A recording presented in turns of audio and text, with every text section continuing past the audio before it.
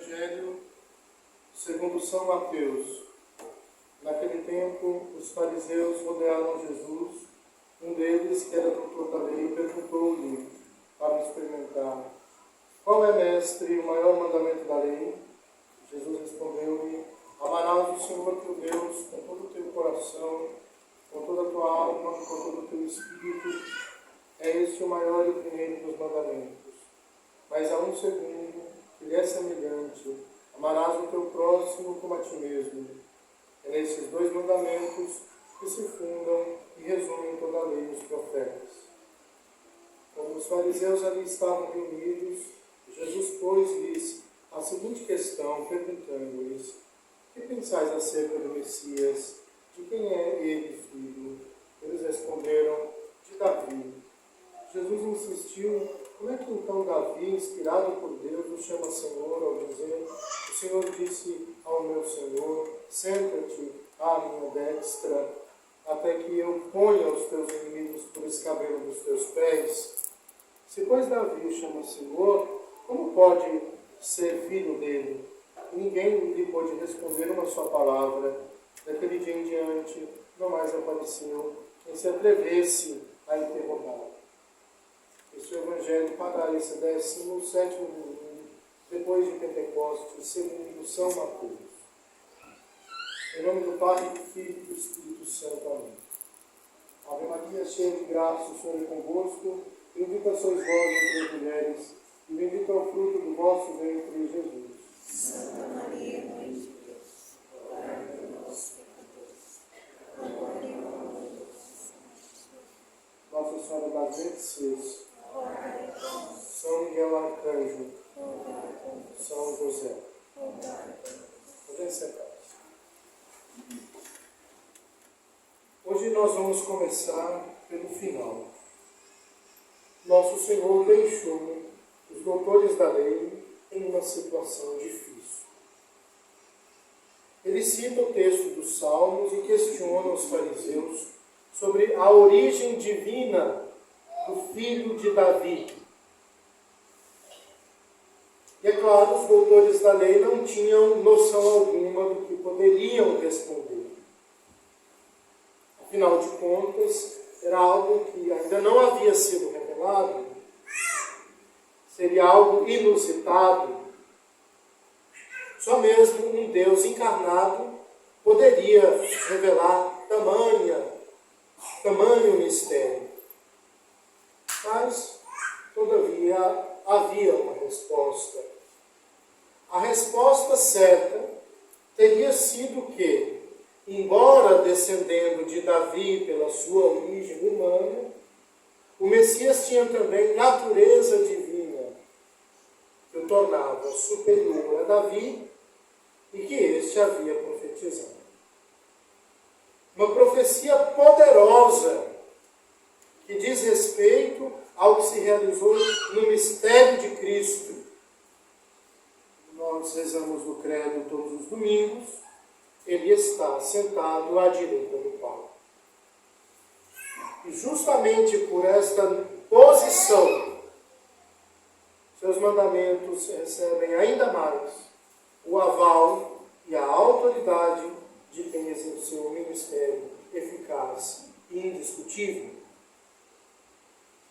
Sua caridade exemplar o elevou às alturas celestiais, retirando-o daquele abismo de dores e incompreensões que havia vivido na sua paixão.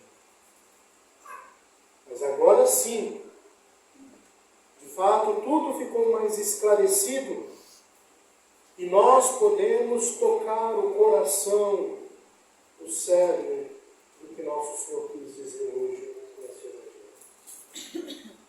Mas a pergunta é: qual é o maior dos mandamentos?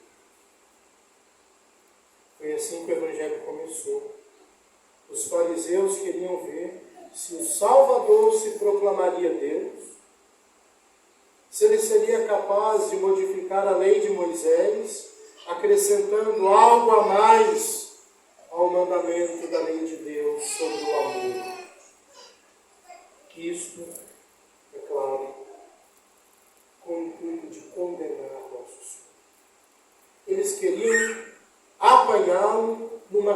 contradição ou mesmo numa heresia. E Nosso Senhor, interrogado, cita o texto mesmo do Decálogo, manifestando o maior de todos os mandamentos.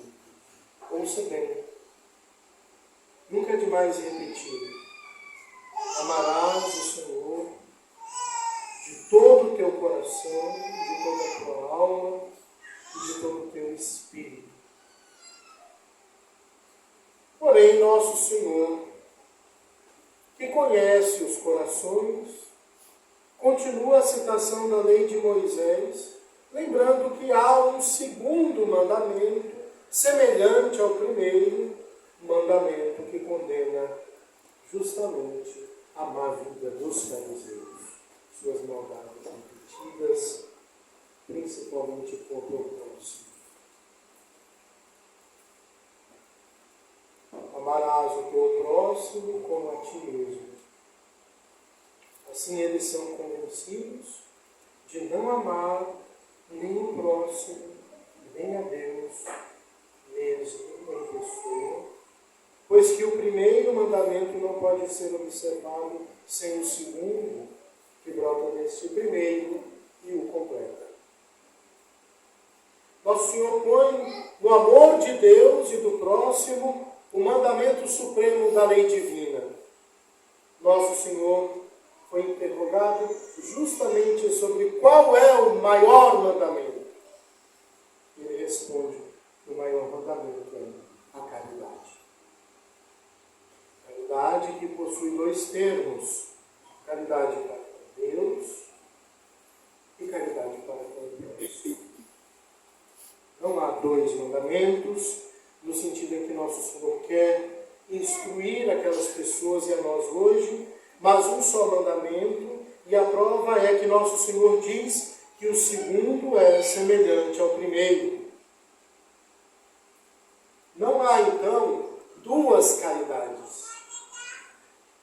Não há dois amores.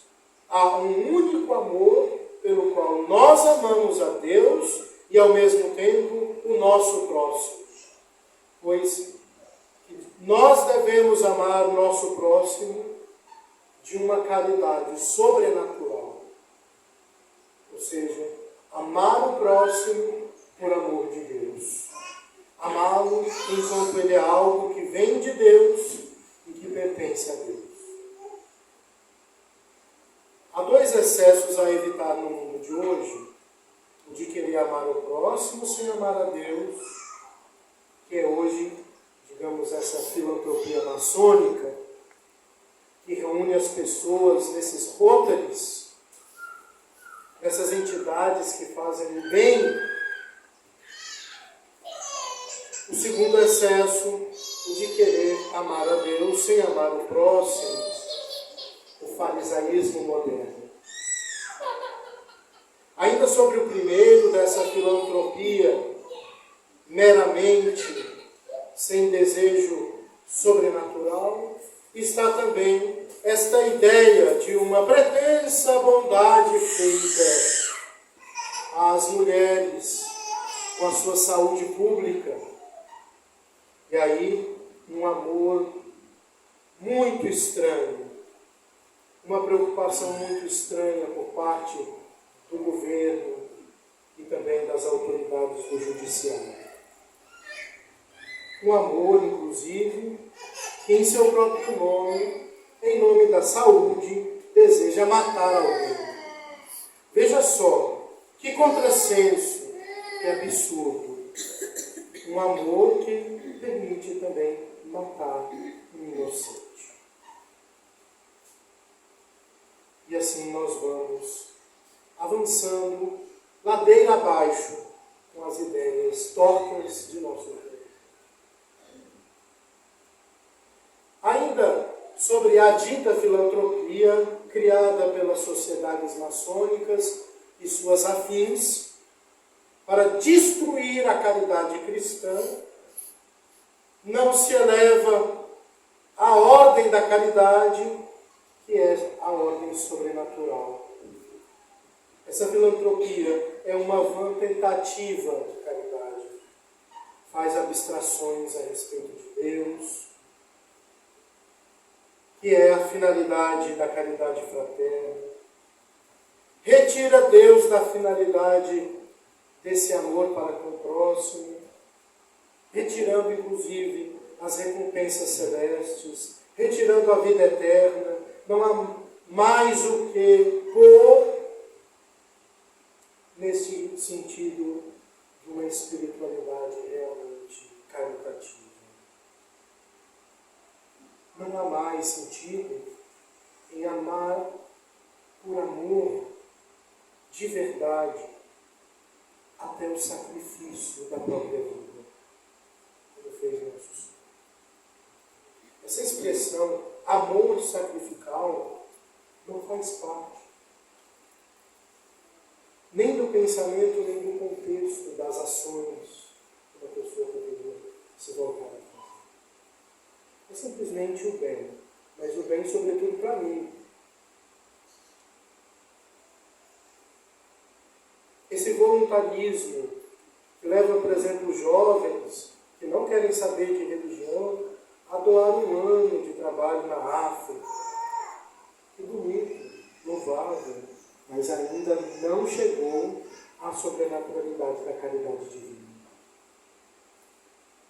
É o que vemos hoje na Europa, no Brasil, aqui no nosso continente também, esse espírito meramente assistencialista.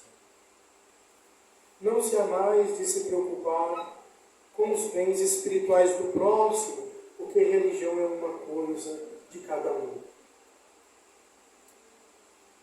Caridade se reduzirá ao mero sustento material, desprezando a finalidade íntima do homem, que é de conhecer, amar e servir a Deus, podendo inclusive um dia se alegrar eternamente da glória de Deus.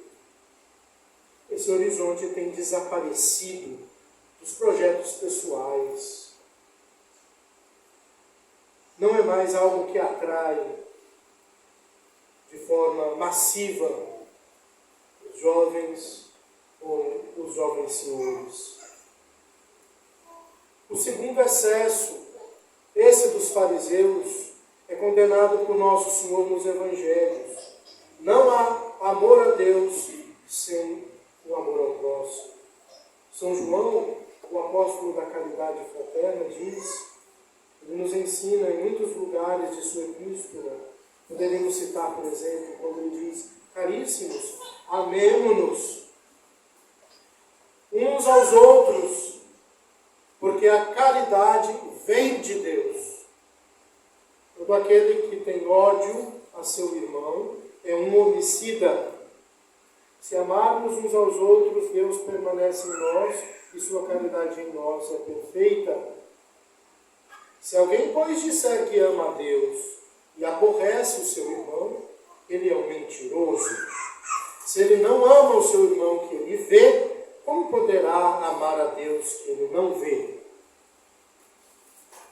Nosso Senhor considera como feito a si mesmo todo o serviço prestado ao menor de seus filhos.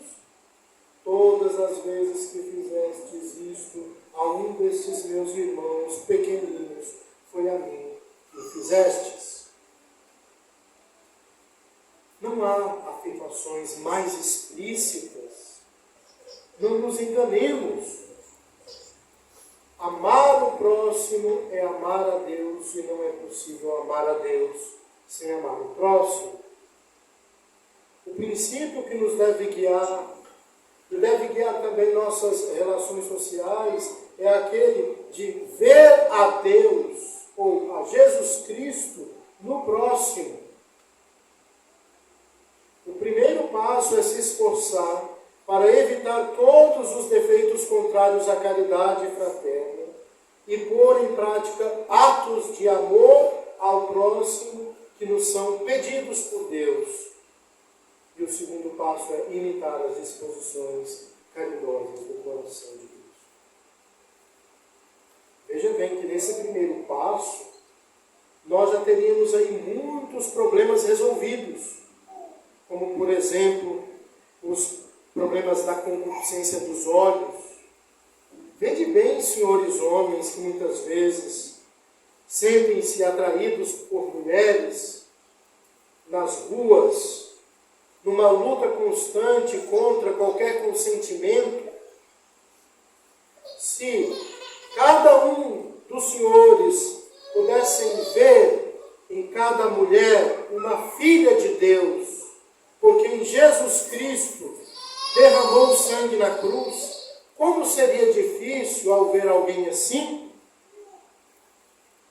sentir-se meramente atraído sexualmente pela concupiscência. O problema é que nós não conseguimos nem mesmo dar esse passo. Não conseguimos ver as pessoas tais como elas são, filhas de Deus, porque um Deus morreu na cruz para salvar aquela pessoa, mas vemos sempre objetos de nosso prazer, de nossa possível satisfação. Isso é só um exemplo. Poderíamos, inclusive, dar outro exemplo no trato humano, no dia a dia. Se nós observássemos ali a dignidade de cada pessoa, o mistério de Deus que habita em cada alma que comunga, ou mesmo em cada alma pecadora, como não seriam os nossos modos ao tratar uma pessoa? Poderíamos até dizer que cada pessoa deveria ser tratada como um sagrado, onde Deus mora. Porque consagrada a Deus, cada pessoa conserva em si uma certa presença de Deus. Reverência, respeito, delicadeza, tudo isso nunca é demais. E poderíamos aplicar isso ao trato familiar, à convivência entre homem e mulher, entre pai e filho. Devemos evitar tudo o que entristece o nosso bom Jesus no nosso próximo. Primeiramente, dentro de casa, depois no nosso ciclo de amigos. Evitar todos os juízos temerários, maledicências, calúnias contrárias à justiça. Evitar consentir nas antipatias naturais. Evitar palavras ásperas, de desprezo, de zombaria, picuinhas, que podem facilmente gerar inimizades e que causam nos nossos irmãos muitas feridas. É preciso evitar rixas, disputas ásperas que visam humilhar as pessoas, julgá-las, principalmente quando nós não temos conhecimento da matéria. É necessário evitar fofocas, maledicências, que servem somente para semear rivalidades inúteis no seio de um apostolado, da nossa família cristã. Muito cuidado, muito cuidado.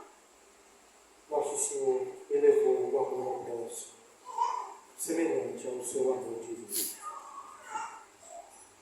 Devemos amar nosso próximo com um amor verdadeiro, sobrenatural, desejando primeiramente para o nosso próximo o maior de todos os bens, a vida eterna.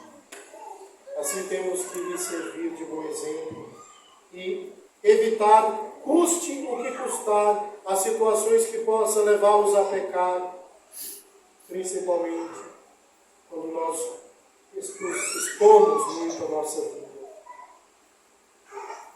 Devemos rezar por todos quanto amamos naturalmente e por todos aqueles pelos quais nós não temos muitas afeições, pelo só motivo que Deus os ama e quer sua salvação. Devemos rezar por todos aqueles que são nossos inimigos, que nos perseguem, que não estão no caminho da verdade, e amá-los de uma caridade toda sobrenatural, pois Deus deseja também sua salvação. E nós devemos, por amor de Deus, desejar que sejam nossos amigos, esses que nos odeiam, esses que nos são antipáticos, que eles sejam nossos amigos primeiros lá no céu. A caridade nos pede para perdoar as injúrias, reconciliar-nos com nossos inimigos, com aqueles que nos fizeram mal ou com aqueles que fizemos algum mal para eles. A caridade nos pede para sofrer com paciência, apesar dos defeitos do próximo. Voltemos também ao Sagrado Coração de Nosso Senhor, que é para nós o modelo mais perfeito de amor a Deus e ao próximo, a arca ardente de amor divino. A exemplo do Salvador, a caridade deve ser uma caridade realmente preveniente. Deus nos amou primeiro, quando nós éramos ainda seus inimigos. Assim sejamos nós os primeiros a ir ao encontro de nossos irmãos para lhes consolar, para aliviar suas misérias, para lhes corrigir quando preciso, para lhes conduzir pouco a pouco à prática das virtudes, com aquela paciência com que Deus nos trata. E a caridade, meus filhos, ela deve ser compassiva como foi a caridade de Cristo. Vamos nos alegrar com os que se alegram e sofrer com os que sofrem. Ajudando os miseráveis, socorrendo os infelizes, à medida de suas posses, com nossos bens materiais e com os nossos conselhos espirituais, que certamente um dia vão produzir frutos. Enfim, a caridade de Cristo foi generosa. O nosso amor, ele se dignou passar trabalhos, padecer e morrer. Devemos estar dispostos a prestar serviço aos nossos próximos, à custa dos mais penosos sacrifícios, a começar dentro de casa, com a oração, com bons exemplos, com a correção fraterna e obediência a Deus. Caridade tão generosa que há de se estender de forma apostólica a todos os nossos inimigos, lhes desejando o bem e rezando por eles, segundo pede nosso Senhor. Peçamos a Deus pela graça desse dia, um maior aumento de caridade. Se possível, que Deus nos dê uma caridade heróica, porque o que vamos receber daqui a pouco é o próprio sacramento da caridade. E falta caridade, peça caridade. Peça caridade na comunhão. O que há de mais específico no sacramento da Eucaristia é este aumento de caridade na vida. Peçamos ao nosso Senhor e que nosso Senhor interceda para que sejamos realmente filhos da caridade, frutos da caridade, do coração sagrado de nosso Senhor e do imaculado coração da Santíssima. Peço a todos que rezem. Hoje nós precisamos rezar mais do que nunca contra todo esse ataque contra a vida dos inocentes. E peço também que hoje nos unamos à nossa pia união do apostolado da oração, com a sua reunião geral hoje às 17 horas. Vamos pedir a nosso Senhor essa graça de fortalecer esses vínculos familiares e espirituais.